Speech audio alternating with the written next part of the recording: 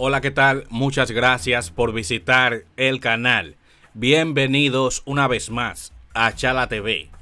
Bueno, señores, y es sorprendente la cantidad de fanáticos que tiene el presidente Nayib Bukele a nivel mundial, Aquí en República Dominicana tiene muchos fanáticos y yo me considero uno de ellos, porque este hombre ha demostrado ser un tremendo presidente que se preocupa por su gente y ama su país, contrario a los que nos han gobernado en República Dominicana, que más que preocuparse por su gente y su país, piensan más en sus intereses personales. Ninguno ha resuelto los apagones, no han resuelto la delincuencia, no han resuelto el problema de la educación a pesar de tener un gran presupuesto. Estos casos parecen imposibles de resolver, pero se pueden resolver si hay voluntad política, como es el caso de Nayib Bukele, que tiene toda la voluntad del mundo para ayudar a su país y lo ha demostrado con hechos, no con palabras. En el caso de la República Dominicana, por desgracia, siempre son los mismos candidatos que aspiran a la presidencia.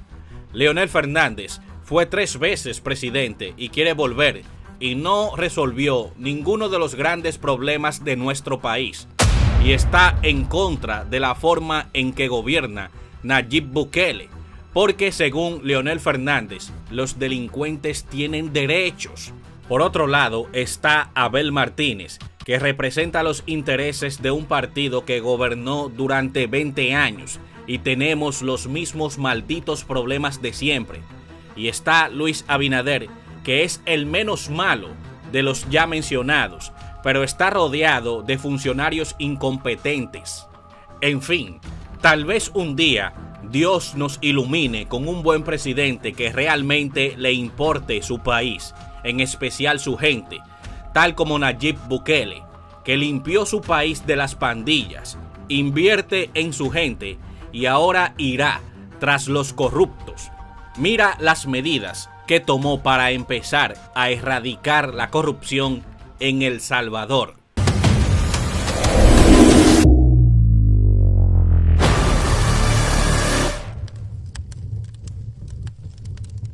En 4 años, El Salvador es otro país. Eso no lo puede negar nadie, ni siquiera la oposición.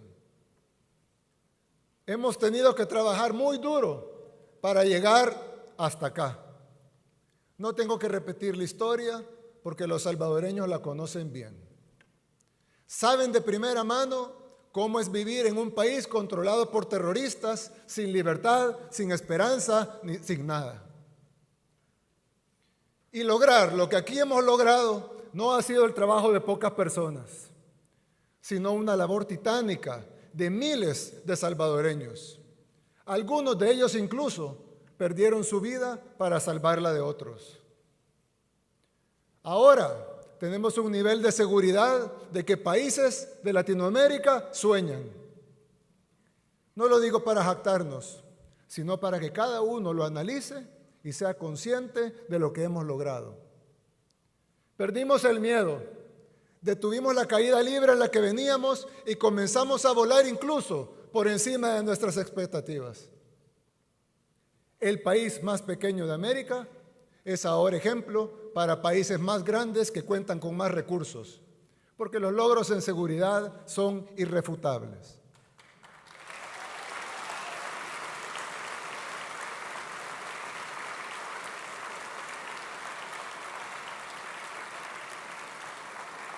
Hoy, la normalidad de los salvadoreños es caminar a las 9 de la noche en su comunidad, o cruzar una calle antes prohibida, o jugar en el parque con amigos de otra colonia. Hasta hace poco tiempo, esas cosas sencillas en otros países eran impensables en El Salvador. Los salvadoreños vivían en zozobra por una estructura terrorista, eficientemente organizada, con tentáculos en todo el estado y con un control casi absoluto del territorio, a excepción de pequeñas burbujas donde vivíamos unos pocos. Las pandillas salvadoreñas eran las más grandes, estructuradas y sanguinarias del mundo. Llegaron a ser tan poderosas que incluso conocedores y especialistas de renombre que vinieron aquí a estudiar el fenómeno aseguraban que era imposible vencerlas. Los pandilleros controlaban quienes llegaban a visitar a la gente en sus casas. También controlaban qué organizaciones podían llegar a hacer trabajo comunitario. Controlaban las rutas de buses, de taxis, si podían entrar los Ubers o no. También controlaban qué productos iban a ser permitidos. Controlaban la venta de drogas, pero también de frutas, de carnes, de vegetales en los mercados. Las pandillas tenían colaboradores para prestar dinero a los comerciantes que luego extorsionaban. Y tenían también niños con los que mandaban a cobrar la extorsión. Los cabecillas tenían moteles y bares, pero también panaderías, talleres de carros y hasta sus propias funerarias para hacer el negocio redondo de la muerte. Y aunque la gente buena en las comunidades no fuera parte, la actividad de las pandillas se los afectaba en todos los aspectos de su vida, quisieran o no. Los pandilleros aprendieron a sacarle rédito a la política corrupta. Recibían dinero por votos, por movilizar gente. Aquí hay algunos casos, incluso documentados en video. Negociaron que las cárceles fueran prostíbulos, también está en video. Y ordenaban muertes desde esos lugares donde se suponía que las fuerzas de seguridad tenían el control, al menos en las cárceles, pero ni siquiera eso. Desde ahí ordenaban las muertes y eso también está documentado. ¿Cuántos niños salvadoreños nacieron, crecieron y murieron sin ni siquiera poder ir a jugar una tan sola vez al parque? Porque había una frontera imaginaria en su colonia que se los impedía. ¿Cuánto dinero se invirtió en nuestro país por tantos años para hacer diagnósticos y planes de seguridad que nunca funcionaron? ¿O funcionaron? ¿Cuánto ganaron los medios de comunicación con vender historias de asesinatos y muertes? Y todo esto solo fue posible por un sistema que se autoprotegía. La muerte hizo a algunos muy ricos, mientras la mayoría de familias vivían encerradas con miedo en comunidades donde todos los días estaba de luto. Esos traumas que nos dejaron tantas décadas de violencia nos llevará muchos años a sanar. Si no, lean la encuesta de salud mental, la primera que se hace en el país, que hizo el Instituto Nacional de Salud. Ahí podrán confirmarlo. Yo lo he dicho varias veces, cambiar un país toma tiempo. En especial un país con tantas urgencias de todo tipo. Por eso tuvimos que crear nuestro propio método, sin permitir que nadie, nacional o extranjero, nos ordenara qué hacer. Sin tener que cumplir compromisos bajo la mesa, porque los únicos poderes detrás de este gobierno han sido siempre Dios y el pueblo.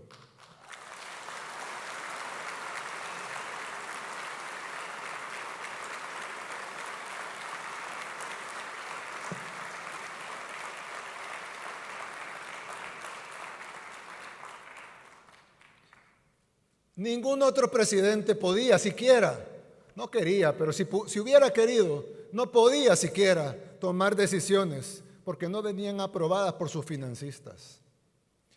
Mientras que nosotros solo le rendimos cuentas a los salvadoreños. Por eso hemos podido tomar las decisiones que había que tomar. No rendimos cuentas a la comunidad internacional. No nos doblegamos ni ante los países que nos quieren decir cómo debemos resolver nuestros problemas, cuando ellos ni siquiera pueden resolver los de ellos. En El Salvador hicimos lo que ningún país de Latinoamérica pudo hacer, ni siquiera algunas potencias del continente. Cambiamos el viejo sistema político y le arrebatamos a los delincuentes el control del Estado. Pero quizá a 4 años de gobierno, nuestro principal logro no sea la seguridad, sino haber alcanzado realmente la capacidad de reinventarnos. Desde el principio tuvimos el liderazgo, la visión, la valentía, la determinación, pero nos hacían falta las condiciones. Las fuimos consiguiendo poco a poco. Al inicio con la presidencia, luego gobernamos a pesar de los obstáculos y finalmente con el triunfo de esta asamblea, que con eso se logró además no solo la gobernabilidad, sino también la depuración del sistema judicial y del Ministerio Público. Sin esas cosas hubiera sido imposible luchar la guerra contra las pandillas. Ahora, el régimen de excepción, también aprobado por esta asamblea, nos ha permitido saborear al fin la paz, por primera vez desde que tenemos memoria. El Salvador es un país pequeño, que no tiene los recursos de las grandes potencias mundiales, pero aún así hemos ido arreglando lo que estaba mal y cada vez somos más conscientes de que otra forma de vivir sí es posible. Para un país como el nuestro, que estaba al borde del colapso por la violencia, reinventarse no solo era una necesidad, sino que era vital. Hoy, 4 años después, podemos decirlo sin que suene exagerado, ya no somos los mismos. Al fin, los salvadoreños ya pueden pensar en otra cosa que no sea evitar que los maten. Ya podemos aspirar a más. El Salvador es otro país. Ahora, de verdad es nuestro. Ahora los comerciantes pueden pensar en cómo vender más, cómo mejorar sus servicios, cómo abrir nuevas sucursales. Ya no están pensando en cómo pagar la extorsión a fin de mes o que los maten por no pagarla. Los jóvenes pueden pensar en un futuro diferente, en lugar de ser únicamente reclutados o asesinados por las pandillas. La gente está pensando a dónde ir o qué más hacer el fin de semana. Ya no tienen miedo de estar afuera todo el día o regresar tarde a su casa. Lo que antes era privilegio de unos pocos, ahora es lo cotidiano para todos. Ahora lo cotidiano empieza a hacer que los niños jueguen en cualquier parte, que los vecinos se crucen en cualquier calle, sin importar la hora, que en las colonias los desconocidos dejen de ser una amenaza, que las familias ya no estén separadas por fronteras imaginarias, que los espacios públicos sean de verdad públicos. Gracias a mi esposa Gabriela, que las madres embarazadas vayan a sesiones de educación prenatal cerca de su comunidad, que los niños vengan al mundo con amor y que los padres puedan también vivir ese momento. Ahora lo cotidiano empieza a hacer que la gente vaya al centro histórico en la noche, conciertos todas las semanas, que los hoteles y los hostales estén llenos, que las familias salgan y regresen a sus casas a la hora que quieran, que los padres lleven a los hijos a sus cubos y a las bebetecas, que seamos anfitriones de mundiales de surf, que seamos sede de los Juegos Centroamericanos y del Caribe y de Miss Universo. El Salvador es otro país, ya no somos los mismos. Pero la necesidad de reinventarnos siempre la tuvimos. Esa necesidad siempre estuvo. La diferencia es que ahora tenemos la capacidad y la voluntad para hacerlo. Y lo demostramos con la guerra contra las pandillas. Todavía no estamos donde queremos en muchas áreas que también son importantes. Sin embargo, hay unas decisiones que no podemos seguir aplazando, porque debemos garantizar una mejor gestión pública y tener los recursos necesarios para satisfacer todas las necesidades que nos faltan. Por eso hoy quise hacer 3 anuncios. El primero es que tengo aquí en mis manos la propuesta para reorganizar la división político-administrativa de El Salvador.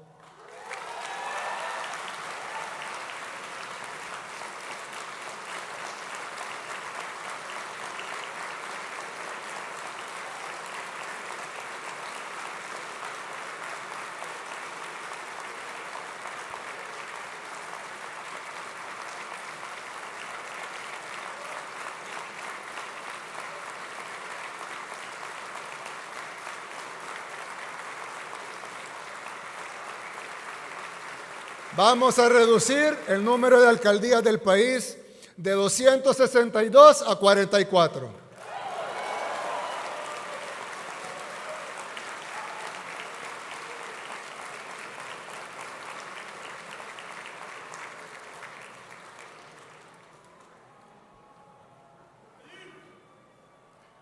Los municipios actuales se convertirán en distritos, que a su vez integrarán estas nuevas 44 alcaldías. Es decir, ya no tendremos 262 alcaldes, ni 262 consejos municipales, ni todos los demás colaboradores de confianza que tienen, ni síndicos, suplentes, tesoreros, gerentes, asistentes, asistente del asistente, etcétera, etcétera, etcétera.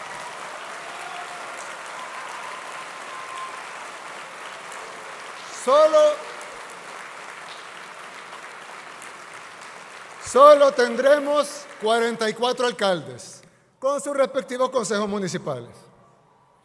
¿Cómo es posible que en un país tan pequeño, de apenas 21,000 kilómetros cuadrados, tengamos 262 municipios? Todos con planillas y gastos administrativos que en la mayoría de casos superan incluso la recaudación de impuestos. Es decir, no queda un centavo para obras. A eso sumémosle que muchos alcaldes solo se dedican a robar. O a ver qué beneficio personal sacan de los recursos de la gente. Y por otro lado, algunos alcaldes honrados que quieren trabajar y que quieren hacer mejores obras, porque los hay, no la mayoría, pero los hay, no reciben tanto dinero como otros municipios, con más negocios, con más servicios y por lo tanto tienen una menor cantidad de impuestos o de presupuesto. Pero quiero dejar claro algunos puntos. Con la reducción de alcaldías y municipios no van a desaparecer las identidades de los municipios. Esas van a continuar convertidas en distritos.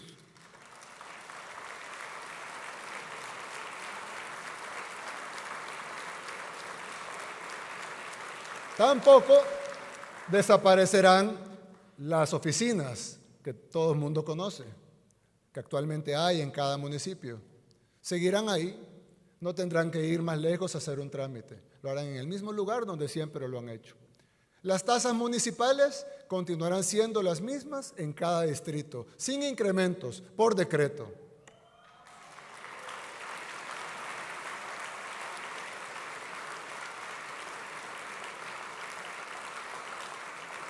Tampoco este decreto legislativo que estamos proponiendo tampoco despide a los empleados municipales. Los que se van son los puestos de confianza. El nombre de los municipios no cambiará, ya que continuarán siendo distritos y podrán seguir celebrando sus mismas fiestas y tradiciones de siempre. Ahora bien, esta decisión sí nos va a permitir varias cosas. Reducir la carga presupuestaria que implica mantener 262 alcaldes con sus concejales, suplentes, síndicos, secretarios, asesores, tesoreros, directores, gerentes jurídicos, jefes de prensa, financieros, etc. Hacer una distribución más equitativa de los impuestos y que los municipios pobres puedan recibir más y al pasar a formar parte de otro conglomerado de municipios con mejores ingresos. Realizar grandes obras que puedan beneficiar a varios municipios desde las alcaldías, que ahora no pueden hacerse por burocracia o por leguleyadas. Mayor uso de los fondos públicos en obras y no en planillas. Todos saben que El Salvador es un país pequeño y que la forma actual es inviable. La forma que ha sido administrado localmente es totalmente inviable. Es algo que debió haberse cambiado hace mucho tiempo y no se hizo. ¿Por qué? Porque no harían nada jamás que golpeara a sus financistas o para el reparto de plazas. Pero ahora sí, ahora se hacen las cosas con valentía y con liderazgo.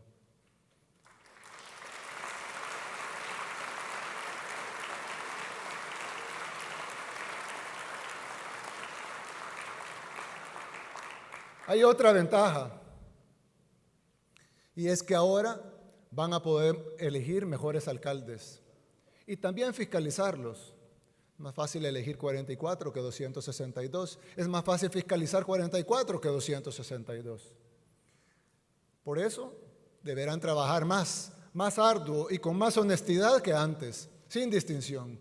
Y la gente podrá escoger a los mejores. Todos los municipios tendrán oportunidades equitativas para crecer. El segundo anuncio que les traigo ustedes tendrán que votarlo, por supuesto, esta es una propuesta, espero que pase, para reducir este órgano a 60 diputados.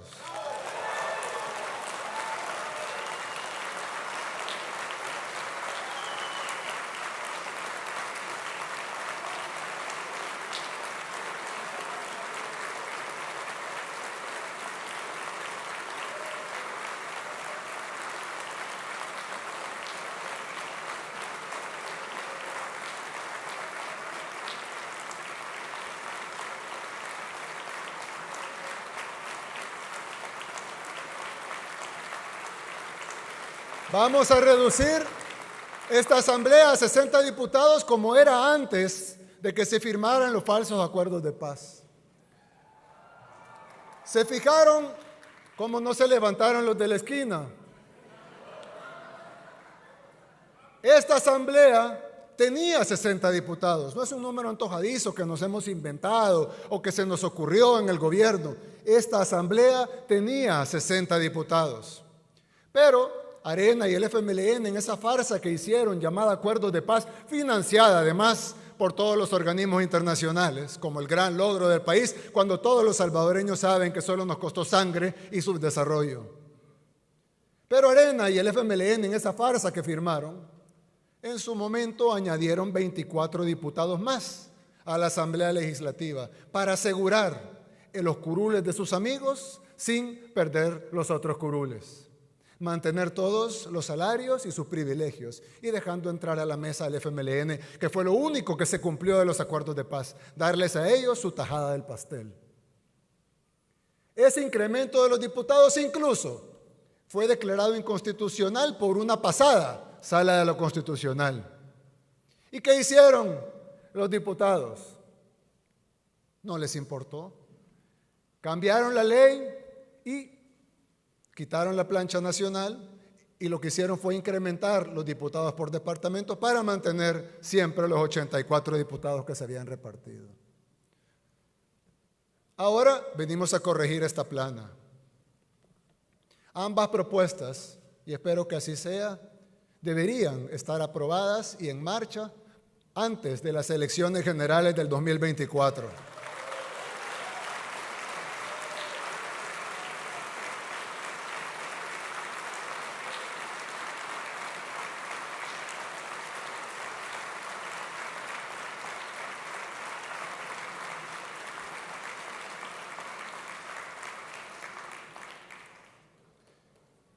Y por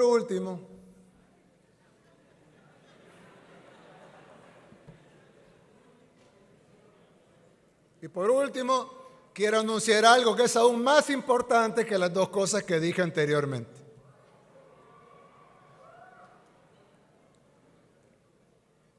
El Salvador tiene varios problemas de origen.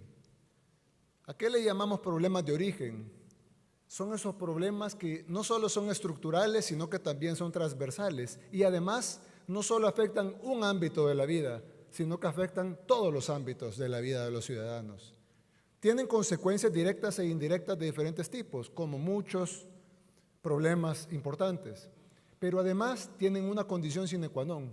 Son indispensables para que todo lo demás pueda suceder, para que todo lo demás se pueda hacer y podamos garantizar el bienestar de la población.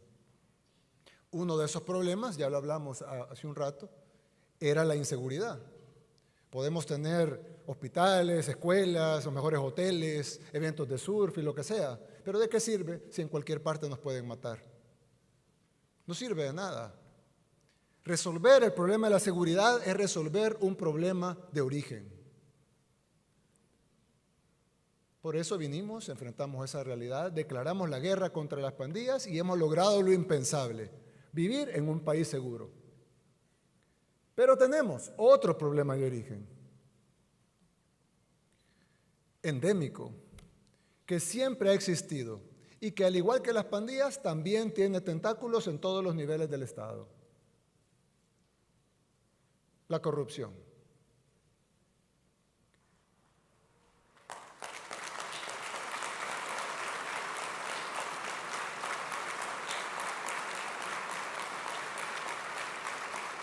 Así como la delincuencia, la corrupción afecta todas las áreas de la vida. Un país no puede funcionar si hay corrupción. No nos deje invertir en soluciones y proyectos para la gente, y mucho menos en grandes obras que nos permitan crecer más rápido y frenar el letargo del subdesarrollo en el que nos mantuvieron. Pero la corrupción también es un problema, no solo por lo que los funcionarios roban, sino porque se necesita tiempo para hacerlo. En este país, los corruptos pasan pensando todo el tiempo en cómo hacer para sacar más dinero de las arcas del Estado. Y no gobiernan. Están gobernando, pero no gobiernan. Y si no, regresen al pasado y vean lo que se hizo en los últimos 5, 10, 15, 20, 30, 40 años. Y ojo, para que exista el funcionario corrupto, generalmente también hay un empresario corruptor. En la mayoría de los casos, tiene una tajada más grande incluso que el funcionario. Paga 1 millón para robar 10 millones. Así que mi tercer y último anuncio, el más importante de los 3 que daré esta noche, es que hoy declaramos la guerra contra la corrupción.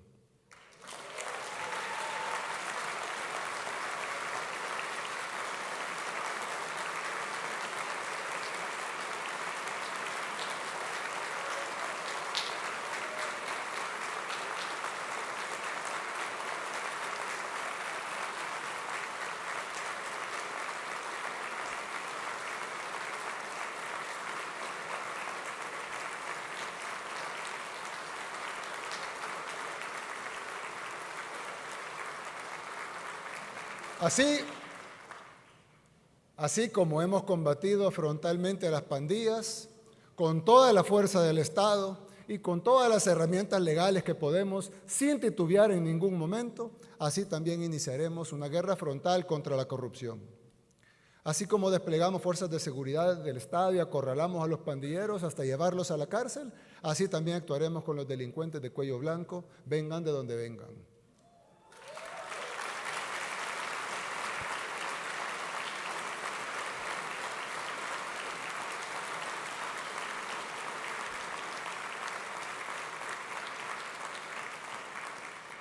Porque nadie tiene derecho a ser corrupto. Que nadie piense que está blindado. Pero no solo usaremos todas nuestras herramientas legales para llevar a cabo esta guerra, sino que así como construimos una cárcel para los terroristas, también construiremos una cárcel para los corruptos.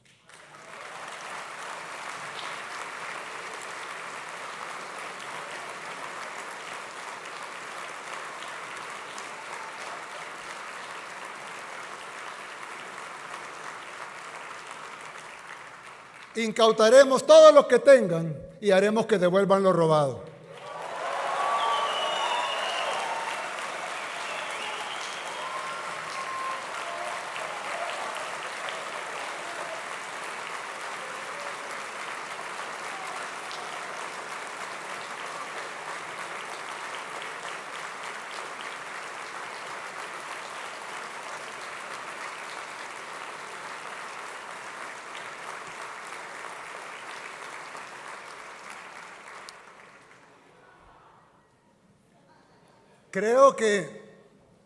Creo que algunos se han dado cuenta que no nos acompaña esta noche el señor Fiscal General de la República.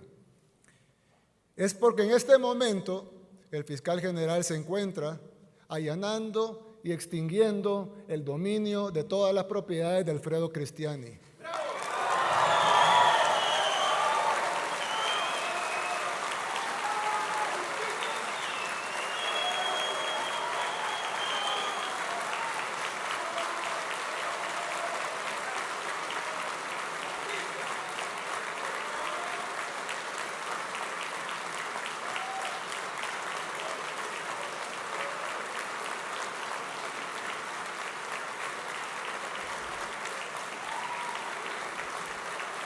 En este momento, la Fiscalía General de la República está ingresando a su mansión en Santa Elena, a su casa en el lago de Coatepeque, a la droguería Santa Lucía e incautando todos esos bienes que pasarán a posesión del pueblo salvadoreño.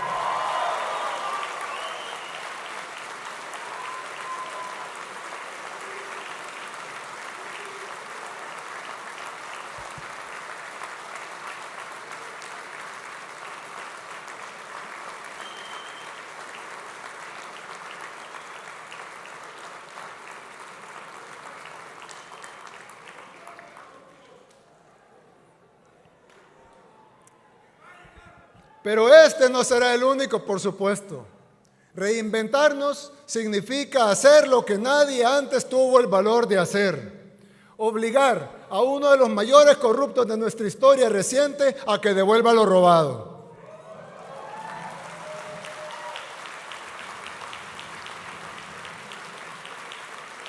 Vamos a perseguir la corrupción en todos los niveles, empezando por uno de los políticos que más daño le hizo a nuestro país, que se creía uno de los dueños de la finca y que por eso despreciaba al pueblo salvadoreño. Curioso que no vi al FMLN aplaudir. ¡Traidores!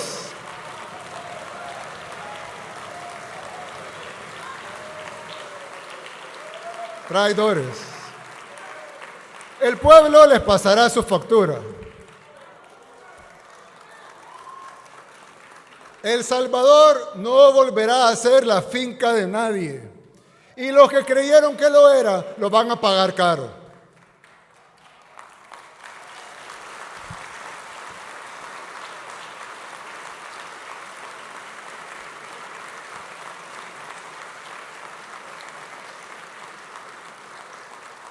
No importa si robó hace 1, 5, 10, 30 años. Les recuerdo que gracias a las reformas hechas en esta Asamblea Legislativa, los delitos de corrupción ya no prescriben.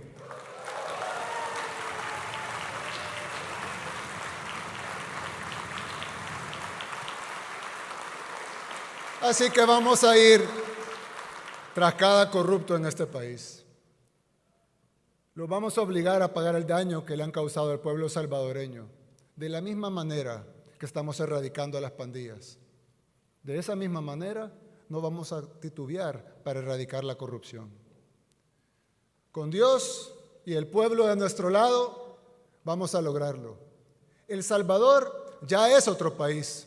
Este es solo el inicio. Ya no somos los mismos. Que Dios los bendiga a todos. Muchas gracias.